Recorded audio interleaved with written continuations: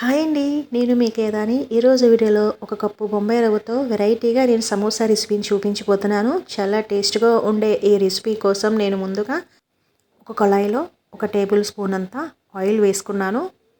అందులోకి 1 tea spoon అంతా జీలకర్ర వేసుకొని 2 ఆనియన్స్ని ఇలా కట్ చేసి వేసుకుంటున్నానండి. సో ఒక్కసారి ఇలా కలుపుకుంటున్నాను. ఆ తర్వాత ఒక రెమ్మ కరివేపాకు వేసుకొని అలాగే 2 పచ్చిమిర్చి కూడా ఇలా వేసుకొని ఫ్రై చేసుకుంటున్నాను. 2 బంగాళదుంపలను ఇలా కట్ చేసి వేసుకుంటున్నాను. అలాగే 1/2 కప్ అంతా క్యారెట్ తురుముని ఇలా వేసుకుంటున్నానండి. ఒక్కసారి ఇలా కలుపుకుంటున్నాను. ఆ తర్వాత అందులో ఒక గుప్పెడు కొత్తిమీరని వేసుకుంటున్నాను. ఆ తర్వాత రుచికి సరిపడా సాల్ట్ వేసుకొని 1/2 స్పూన్ అంతా పసుపు వేసుకుంటున్నాను. 1 టీ స్పూన్ అంతా కారం కూడా ఇలా యాడ్ చేసుకుంటున్నాను. వీటన్నిటిని ఇలా మిక్స్ చేసుకొని 1 నిమిషం వరకు ఫ్రై చేసుకుంటున్నాను. ఆ తర్వాత చివర్లో నేను నిమ్మరసాన్ని పిండుకుంటున్నానండి. ఒక చెక్క నిమ్మరసాన్ని పిండుకున్నాక ఒక్కసారి ఇలా కలుపుకుంటున్నాను. సో ఇదంతా మగ్గిపోయింది కదా. ఇప్పుడు స్టవ్ ఆఫ్ చేసి ఒక ప్లేట్లో తీసుకున్నాను. ఇదంతా చల్లారనిస్తున్నాను. ఆ తర్వాత ఒక బాండీలో 1.5 కప్పు వాటర్ యాడ్ చేసుకొని అందులో 1/2 స్పూన్ అంతా సాల్ట్ వేసుకొని ఇలా మెల్ట్ చేసుకుంటున్నాను. కరిగిపోయిన తర్వాత 1 కప్ అంతా సూజీ రవ్వ వేసుకొని ఇలాగ బాగా మిక్స్ చేసుకుంటున్నాను.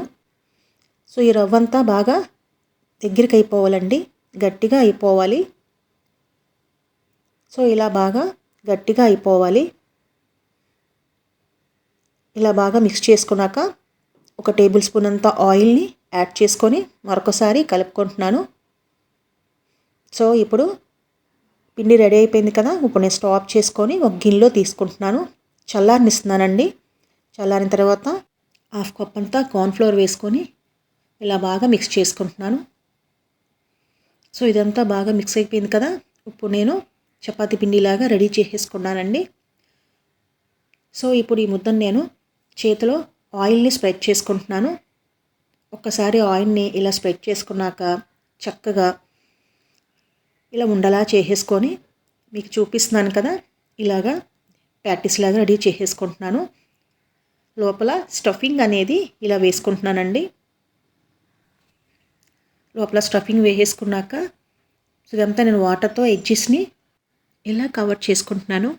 సో ఇలా మొత్తాన్ని నేను రెడీ చేసేసుకుంటున్నానండి. మీకు చూపిస్తున్నాను కదా, నేను ఈ షేప్లో రెడీ చేసుకుంటున్నాను. ఒకసారి ఇలా చాకుతో సెంటర్లో చిన్నగా ఘాటు పెట్టుకున్నానండి. ఆ తర్వాత వీటిని నేను సరిపడా ఆయిల్లో ఫ్రై చేసుకుంటున్నాను. హై ఫ్లేమ్ మీదే మనం ఫ్రై చేసుకోవాలి.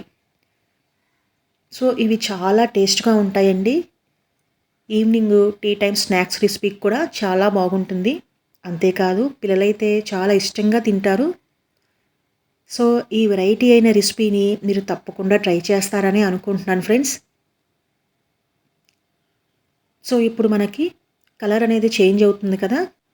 అటు ఇటు తిప్పుకున్నాక మొత్తం వేగిపోయినాయి కదా. సో ఇప్పుడు నేను తీసి ఒక ప్లేట్లో సర్వ్ చేసుకుంటున్నాను. సో ఇవి చూడడానికే కాదు, తినడానికి కూడా చాలా బాగుంటాయండి. చాలా యమ్మీగా, చాలా టేస్ట్గా కూడా ఉంటుంది. సో నేను మీకు ఒక్కసారి ఇలా విరిపి చూపిస్తున్నాను చూడండి. లోపల స్టఫింగ్తో చక్కగా బాగుంది కదా. సో తప్పకుండా ఈ రెసిపీని ట్రై చేస్తారని అనుకుంటున్నాను ఫ్రెండ్స్. మరికొన్ని వీడియోస్ కోసం నా ఛానల్ని తప్పకుండా సబ్స్క్రైబ్ చేయండి.